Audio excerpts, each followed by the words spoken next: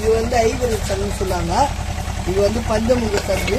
இந்த சங்கு பேர் வந்து இது வந்து நல்லா இருக்கும், வீட்டுக்கு வச்சு கும்பிடுவாங்க. இது எங்கள் கடைக்கு வந்து 180 தான் கொடுக்குறாங்க. ஊதுனா சவுண்ட் நல்லா இருக்கு சவுண்டு. இதே வந்து வெட்டு சங்குன்னு சொல்லுவாங்க. இது வந்து அதே மாதிரி தான். இதில் வந்து 5 கை வைக்கிறாம இந்த முடி வந்து வராது. இதுவும் அதே மாதிரி சவுண்டு ஊதுனா நல்லா வரும். இது வந்து 150. இதெல்லாம் வந்து இது ஒரு சங்கு.